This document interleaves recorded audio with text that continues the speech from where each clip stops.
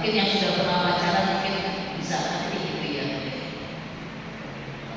Begitu dia menangkap untuk menikah, ya menikah ya, memasuki kehidupan rumah tangga. Dalam menjalani proses ke rumah tangga itu pasti ada wacana, ya pasti banyak lika-likunya, banyak godaan-godaan gitu ya. Dalam suatu mengalami kehidupan rumah tangga, kelak kita akan ditinggalkan, mungkin ditinggalkan dalam keadaan hidup, atau ditinggalkan karena meninggal. Kita harus kuat. Nah, kalau ditinggalkan salah satu pasangan yang meninggal, ya itu udah wajar, berarti udah setia. Tapi ditinggalkan dalam kondisi dalam ini, misalkan salah satu pasangannya mungkin selingkuh lah, punya simpanan lah, punya pacar baru, punya pacar gelap dan lain sebagainya, itu sakit kan? Sakit ya. Mungkin pernah ada di antara bapak ibu saudara sekalian pernah mengalami, mungkin waktu ketika masih muda pernah mengalami, ya atau sekarang ini yang masih muda pernah mengalami. Itu adalah anicca, ya. Anicca adalah ketidakberdayaan yang hari ini saya akan bicarakan. Anicca ketidakberdayaan. Semua yang di alam semesta ini, semua yang terbentuk adalah tidak kekal. Tidak kekal. Jadi kita punya bakat, kita punya harta, itu anicca. Betul? Betul. Kita pada saat ini kita punya, misalkan nih, punya sepeda, tiba-tiba nih bukannya syukurin ya, tiba-tiba sepeda saya kena paku, nah itu kan anicca. Tiba-tiba sepeda saya diserempet, rusak, itu tidak ada. Nah tiba-tiba pasangan kita atau pacar masih dalam proses pacar, punya pacar baru, dia punya sakit dan rasanya, itu tidak ada. Sesuatu semua itu tidak ada. Tiba-tiba keluarga yang kita sayangi, entah itu suami atau istri atau anak atau cucu juga meninggal. Mungkin meninggalnya muda, mungkin meninggalnya tua, itu tidak benar. Tidak benar. Dan suatu waktu akan ditinggalkan. Suatu waktu kita akan berpisah. Maka itu namanya anicca, tidak kekal. Sungguh bagaimana untuk menghadapi ketidakkekalan ini, yaitu dengan cara kita harus mengerti anicca. Kita misalkan nih pacaran kita nih, misalkan tiba-tiba dia punya dia udah mau beralih dengan perempuan lain.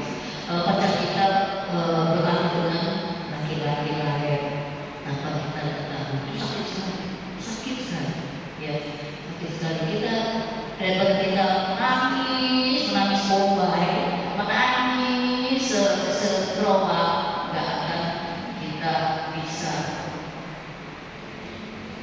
hilang ya penderitaan itu dengan cara apa? Kita harus mengerti itu semua tidak kekal. Kita harus terima, harus mengerti proses hukum alami ini, ketidakkekalan ini kita mengerti. Satu, terus kedua, bagaimana kita bisa menghilangkan ketidakkekalan ini? Kita harus mengerti anicca itu semua itu tidak kekal. Kedua, kita harus bisa punya kegiatan untuk bisa melupakan hal tersebut. Yaitu misalkan nih ditinggal orang yang kita sayangi, kita adakan kegiatan positif. Ya, dengan adanya kita membangun kegiatan positif bukan negatif.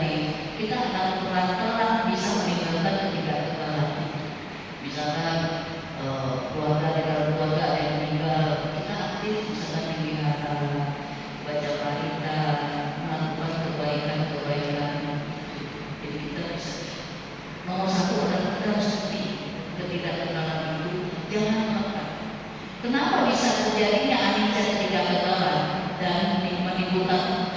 Kita kan kalau kita ditinggal pacar kan, tiba-tiba pacar dia nikah lagi atau punya pacar baru, kita kan benci kan, keluarga benci, kita sangat benci banget, kita sedih gitu kan, itu derita. Jadi kita harus ngerti itu semua tidak ketemu siapapun pasti nggak gagal. Nah, begitu kita mengalami ketidakkenalan itu, yang kita satu-satunya yaitu kita harus mengerti semua itu tidak gagal. Kedua, kita tidak berlarut-larut mengalami penderitaan itu, kesedihan itu, yaitu dengan adanya kegiatan positif. Kegiatan positif seperti di wihara ada kegiatan baca parita untuk orang sakit, untuk orang meninggal, untuk orang 100 hari, ya, dan lain sebagainya, supaya kita bisa menghindari kemelekatan itu. Kita bisa menderita, kita bisa menjadi tidak kekal itu karena kita melekat, karena kita melekat sudah cinta sama orang tersebut, jadi melekat. Kita udah sayang sama orang tersebut, melekat. Jadi kita menyadari tidak kekal itu, kita pelan-pelan kita tinggalkan, ya, kemudian kita aktif positif untuk bisa mengurangi penderitaan. Ketiga yaitu kita mencari kalyanamita. Kalyanamita apa sih? Semua kalyanamita yaitu teman baik dalam ajaran Buddha, teman baik dalam dharma. Bukan berarti teman baik harus kaya, nggak perlu. Kalau teman baik kaya belum tentu baik, benar nggak? Ada teman baik kaya menjauhkan. Saya pernah mungkin Bapak Ibu waktu itu pernah dengar ya cerita saya. Itu saya mengurus anak narkoba. Pernah yang sudah pernah dengar anak narkoba itu kaya sekali. Cuman ini orang tuanya salah asuh anak. Semua pokoknya apa duit, pokoknya anaknya nggak boleh kekurangan duit. Akibatnya tuh anak itu bergaul dengan kuliah, anaknya kuliah. Anak itu bergaul dengan dia cari temannya yang kaya, ya, temannya kaya. Jadi dia tidak temannya kaya, maka itu saya bilang harus cari kalyana. Kalyana itu harus kalyana baik. Mita artinya teman, jadi teman baik dalam dharma yang sesuai dianjurkan oleh Sang Buddha, yaitu jadi bukan berarti kaya. Pada saat itu dia temannya adalah orang kaya, tapi menghancurkan masa depan itu anak, ya, disuruh coba narkoba, suruh ini, pokoknya dibujuk-bujuk lah. Akhirnya itu anak terjerumus ke narkoba, nggak bisa putus. Terus disuruh beli narkoba, suruh coba. Itu anak nggak bisa membedakan mana yang baik dan mana yang tidak baik. Nah itu yang namanya moha. Ya. Orang ada yang nanya moha apa sih? Suruh moha, kebodohan batin, tidak bisa membedakan mana yang baik, mana yang tidak baik. Jadi ini anak nih cuma tahunya bergaul dengan teman-teman, dia temannya kaya, dia bergaul. Jadi namanya dia moha. Ya. Jadi dia bergaul terus diajak ini, jadi terjerumus narkoba. Orang kalau udah terjerumus dalam narkoba, dia menjadi kelekatan, lalu ketagihan, kemudian karena dia butuh, jadi terus berputar. Sekalinya lagi ini dia perlu uang buat beli narkoba tersebut, sampai akhirnya dia mencuri. Narkoba yaitu adalah melanggar sila ke, ada yang tahu sila ke 5, ya. Di dalam ajaran agama Buddha ada peraturan moral. Buddha mengajarkan sila 5 sila atau 5 moral, ya, bukan sila negara Indonesia, bukan. Sila moral yaitu tidak boleh membunuh, tidak boleh mencuri, tidak boleh berzina, berbuat asusila, tidak boleh berkata kasar atau berbohong, dan tidak boleh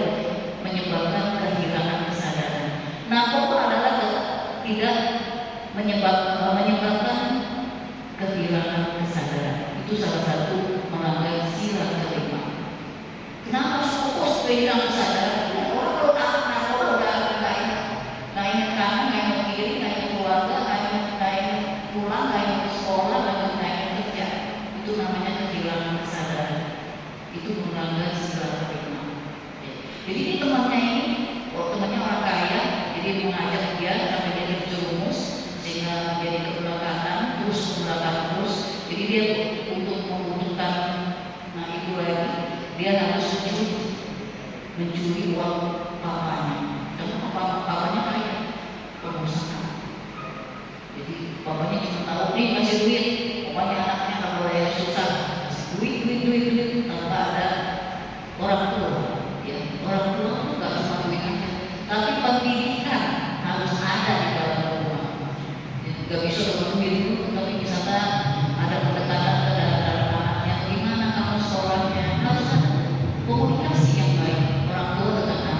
Nggak bisa kok, pokoknya anaknya beres kan, yang dia cari duit, mau orang tua cari duit, itu nggak bisa dengan cara anaknya tuh anaknya udah ada mamanya yang nggak bisa. Pendidikan seorang anak, papa mamanya harus terlibat. Nggak bisa, oh mamanya aja yang ini, oh bapaknya aja yang ini, nggak bisa. Mesti kedua orang tua yang mendidik dia sampai dewasa. Mendidik dengan cara apa? Mendidik dia pendekatan harus saling menyapa, komunikasi yang baik sehingga anak itu tidak merasa tidak dipedulikan itu sama orang tua. Jadi kayaknya orang tuanya ada peduli dengan anak. Itulah namanya. Jadi setelah berumah tangga itu orang tua wajib untuk mendidik anak-anaknya. Tidak bisa dibiarkan salah satu ngurusin misalkan mamanya aja atau papanya aja. Kedua-duanya harus. Jadi setelah itu dia mencuri. Yang dulu saya pernah bilang, dalam melanggar satu sila kelima ada, pasti keempat sila yang lainnya akan semua dilanggar. Betul. Setelah dia melanggar sila kelima, kehilangan kesadaran, dia udah kalau udah narkoba, dia lupa segala-galanya, udah lupa orang tua, udah lupa segala-galanya, dan kemudian dia butuh. Begitu dia mulai kumat, butuh. Nah uangnya nggak ada, dia mencuri uang papanya, mencuri uang dari dia, jadi dia melanggar dua sila mencuri.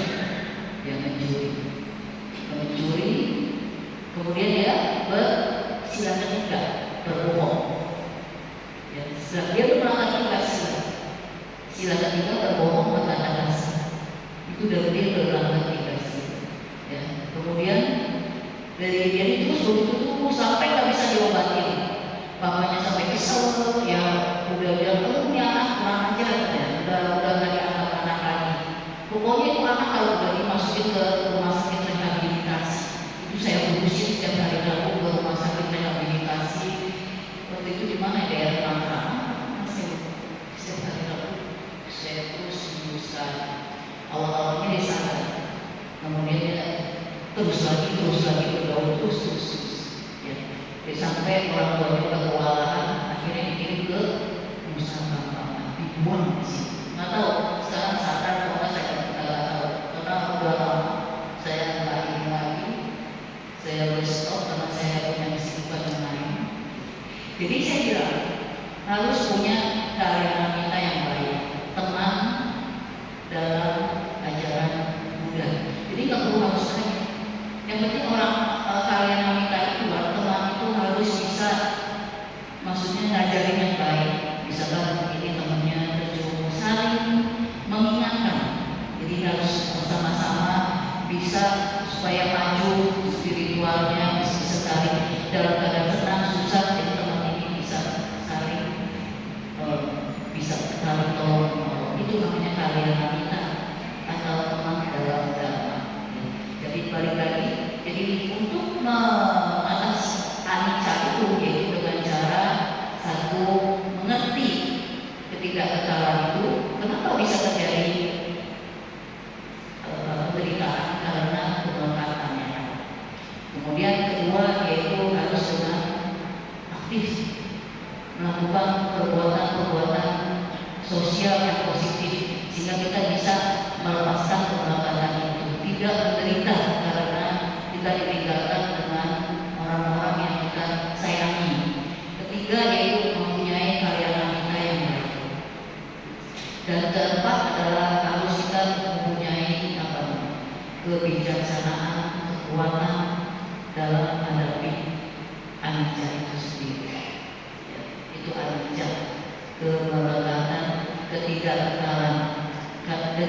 ketidakketaatan ini karena kemungkaran yang terus menerus sehingga kita tidak bisa melepaskan sehingga timbullah penderitaan. Lalu ada yang tanya lagi, loba dosa moha itu apa? Seperti mungkin saya sebelumnya pernah cerita, loba apa sih? Loba kebencian, ya benci sekali. Kalau kita benci terus sama orang, maka itu kita benci terus sampai kita mati, itu sampai gak pernah memaafkan, gak pernah kita lepas. Itu lama-lama nanti kehidupan kita akan menjadi yencica itu. Yencica itu apa sih? Musuh. Jadi kita benci atau kita berbuat tidak baik sama si A, ya. Kemudian si A ini dendam, ya. Terus dia tidak bisa memaafkan. Mungkin dia dicitakin, mungkin dia jadi benci, dia timbul gak senang hati, ya. Kemudian dia sampai dia mati benci terus sampai dia gak mau maafin. Kemudian dia lagi kan akan dia akan terus jadi yencica itu. Bagaikan bayang terus ikuti.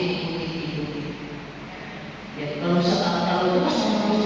Jadi kalau kita dalam kehidupan sekarang ini kita harus bisa ya sudah bisa buka pintu maaf kita, maafin, ya, supaya jangan sampai dia hidup lagi. Mungkin pada kehidupan sekarang ini dia jadi suami kita, dia jadi istri kita, nanti misalkan atau dia dari tetangga kita, jadi anak kita. Kalau kita terus benci juga bisa memaafkan, nanti dia akan datang dia berbalik. Mungkin kita balik jadi suami atau jadi istri atau jadi apanya, dan terus. Nah, kenapa ada satu keluarga begitu punya anaknya misalkan sering masuk rumah sakit, dan inilah, nah itu dia yencica itu. Jadi dia harus meminta kayak bayar utang kehidupan yang lalu. Ada kayak gitu, keluarga anaknya ngomong atau suaminya ngomong, istrinya ngomong, mungkin sakit, gak baik-baik, masuk rumah sakit, itu yencica. Tapi Bapak Ibu saudara-saudara sekalian, kalau sudah tahu yencica itu jangan nanti di rumah pulang dari rumah, wah lu yencica itu jangan, nggak boleh. Itu sudah berbeda. Kita harus terima. Jadi kita kehidupan sekarang ini adalah membawa karma kita yang lalu, utang karma kita yang lalu, maka itu kita bayar utang pada kehidupan sekarang ini. Hidup dalam kehidupan ini yaitu kita tujuannya apa sih? Kita memperbaiki kehidupan kita yang lalu, mungkin tidak baik, kita perbaiki supaya nanti kehidupan akan datang menjadi baik lagi. Gak apa-apa hidup sekarang ini, misalkan suami ngomong, istri ngomong, anak ngomong, kita terima, bayar utang karma, terima. Jangan tambahkan bikin karma baru lagi. Nanti kalau kita ini utang yang lalu gak habis, kita bikin karma lagi yang sekarang, kehidupan akan datang lagi, kita mulai terus kita selesai. Kita mau begitu, jangan sampai.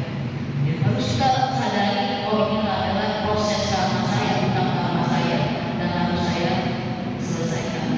Terima saja. Oh ya udah.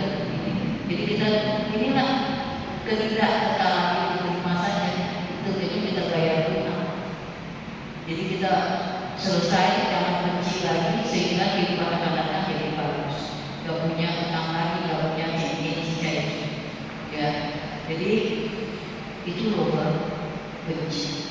Dosa dalam bahasa Sanskerta dosa. Ya, dosa dalam bahasa Sanskerta yaitu dosa. Dosa yaitu artinya membenci, ya, membenci ketidaksukaan kita, yang kita tahu.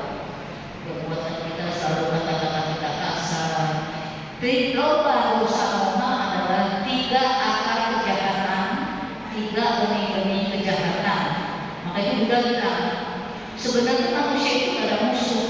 Gak ada musuh. Yang musuhnya itu ada di mana? Di dalam diri kita. Musuhnya itu adalah dosa loba dosa moha. Itu musuhnya. Kalau kita bisa mengikis ini semua, kita gak ada musuh. Pernahkah kita berpikir, oh iya, hari ini, makanya kita harus selalu, kenapa meditasi? Kita memeditasi itu untuk satu, untuk menenangkan hari ini saya sudah berbuat baik apa? Kita berpikir di depan hari ini saya sudah berbuat baik apa sama orang lain? Hari ini saya sudah berbuat jahat apa sama orang lain? Begitu. Itu meditasi. Satu untuk menenangkan pikiran, juga untuk koreksi. Sambil kita nafas biasa, terus kita koreksi. Hari ini kita sudah berbuat apa? Ya, jadi doa, dosa, moha adalah akan membuka kita. Musuh kita nggak ada. Musuh kita yaitu doa, dosa, moha. Kalau kita menyadari lalu kita bermerenung, oh iya, kita pelan-pelan mengikis, oh kita serakah. Serakah apa sih? Tahu ya serakah ya? Udah dapat satu minta dua, ya udah kayaknya mau menginginkan yang lebih. Itu namanya serakah. Loba, dosa, moha. Moha ya apa? Moha yaitu kebodohan batin. Dan kebodohan batin bukan berarti tidak bisa baca, bukan tidak bisa nulis, yaitu tidak bisa membedakan mana yang baik, mana yang tidak baik. Yang tadi awalnya saya sebutkan, ya tidak bisa membedakan yang baik mana buruk, yang buruk tidak baik, tidak yang tidak baik tidak baik, yang baik tidak baik, terbalik-balik, dan tidak mengerti pengertian dharma. Itu namanya moha. Lalu ditanya lagi awija. Awija sama dengan moha, ketidaktahuan atau kebodohan batin sama. Awija itu sama. Itu awija itu adalah awal dari penderitaan. Karena dia tidak ngerti, tidak bisa membedakan ini baik atau ini tidak baik. Awal dari penderitaan itu sendiri. Ya. Nah, tadi saya bilang anicca. Bagaimana untuk bisa melepaskan dari ketidakkekalan itu?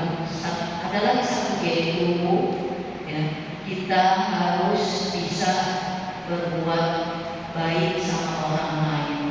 Kita tahu kan, begitu seseorang lahir dari bayi, dia juga masih butuh orang lain untuk ini mungkin bayi bisa jalan sendiri kalau tidak ada yang ngurusin, ya kan? Begitu dia oek-oek, mamanya repot, papanya repot, sekeluarga repot, ya kan?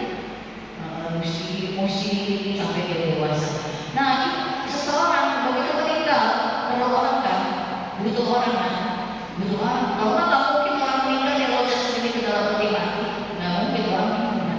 Ya, orang meninggal juga butuh orang yang bantu, butuh orang bantu dia mati-matiin, ya kan? Dibantuin sama yang tukang mandi jenazah, dikasih keluarganya dikasih jasa, dikasih kertas wakaf ya pentingnya gitu, ya kan disembayangi. Ya nggak mungkin orang meninggal keluar dari peti nyemplung ke mana ke kuburan, nggak mungkin. Bisa ada orang yang gotong petinya, mungkin orang meninggal harus digotong jenazahnya masuk ke dalam peti, nggak mungkin dia loncat ke dalam peti mati sendiri, nggak mungkin. Bisa ada yang bantu. Nah itu kita harus bisa saling berbuat kebaikan terhadap orang lain juga.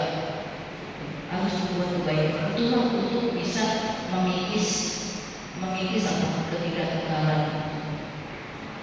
Nah, loba serakah, yang serakah. Bagaimana mengatasi untuk tidak loba? Yaitu dengan berdana. Kita punya supaya kita nggak serakah, kita berdana. Ketemu orang susah, kita bantu pelan-pelan, ya sedikit apa yang kita ada, ya harus bohong, harus banyak-banyak apa yang kita mampu. Dan berdana itu bukan dengan uang, dengan tenaga. Misalkan ada orang sedih, kita nasihati, ya kita bujuk, ya ada yang ini. Jadi kita dengan berdana itu tidak dengan harus uang, dengan tenaga dan pikiran.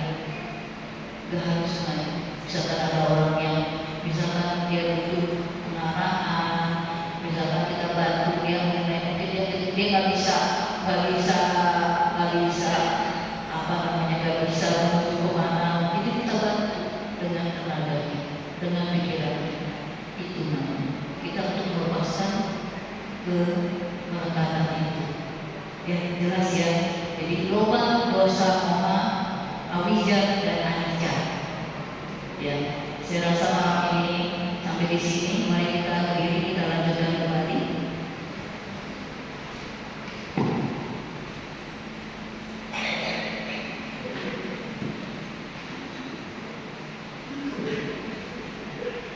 Buka halaman data keyakinan, halaman 9, halaman 9. Aku berlindung kepada Buddha, aku berlindung kepada Dhamma, aku berlindung kepada sampai kepada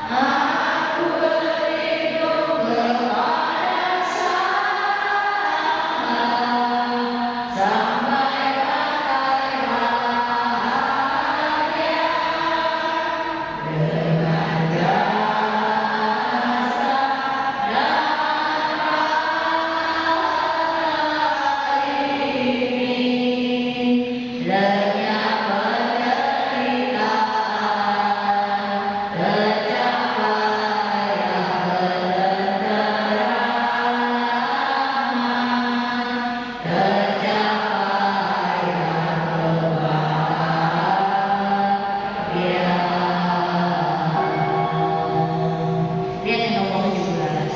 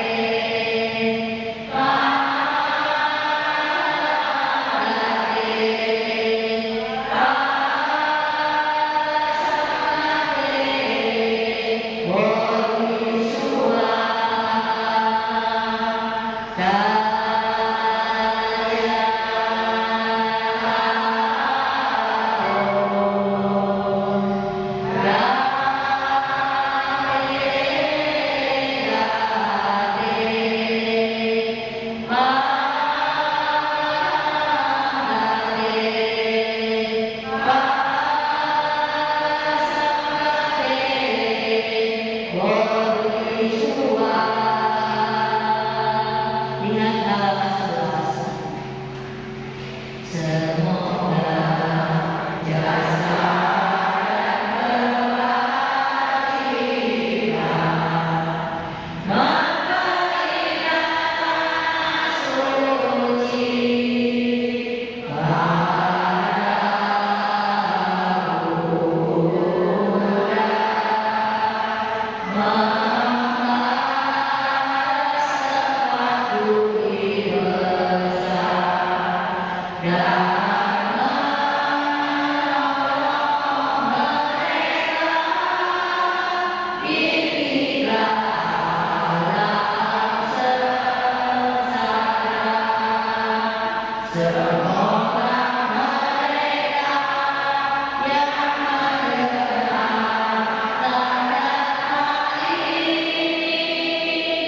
Semua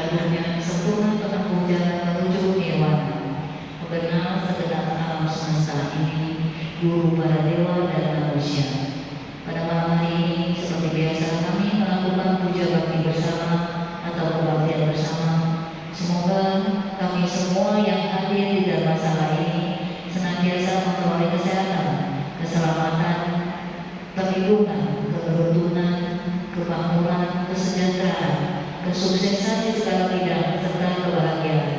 Semoga para Buddha, para Bodhisattva, para Dewa Brahma senantiasa melindungi kami semua yang hadir di dalam masalah ini. Semoga kami dijauhi dari mara bahaya, dijauhi dari wabah penyakit, dijauhi dari orang-orang yang ingin berbuat jahat terhadap kami. Semoga kami semua dapat mempraktikkan, dapat menjalankan ajaran Sang Buddha dalam kehidupan kami sehari-hari, agar dapat mengikis habis karma buruk kami yang besar jadi kecil menjadi tiada. Juga jasa dan pahalanya juga kami limpahkan untuk saudara-saudara kami yang sedang menderita sakit, baik di rumahnya masing-masing maupun di rumah sakit. Semoga mereka memperoleh kesembuhan dari penyakitnya. Semoga karma buruk mereka yang besar jadi kecil menjadi tiada. Semoga mereka diberikan kekuatan, kesabaran dalam menghadapi penyakitnya. Juga jasa dan pahalanya juga kami limpahkan untuk semua makhluk manapun juga, baik yang terlihat maupun yang tidak terlihat, baik yang kuat maupun yang lemah, baik yang jauh maupun yang dekat, baik yang di dalam maupun yang di luar, baik yang hidup di udara, di atas bumi, di dalam bumi, di atas air maupun di dalam air. Semoga semua makhluk terbebas dari penderitaannya.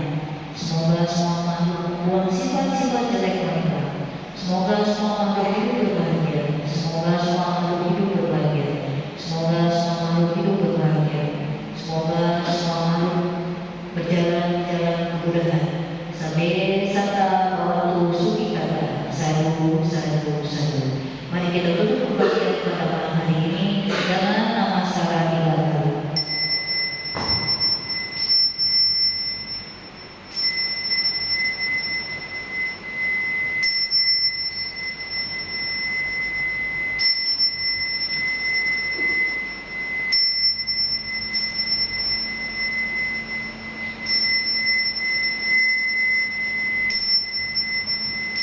Amitabha, silakan duduk.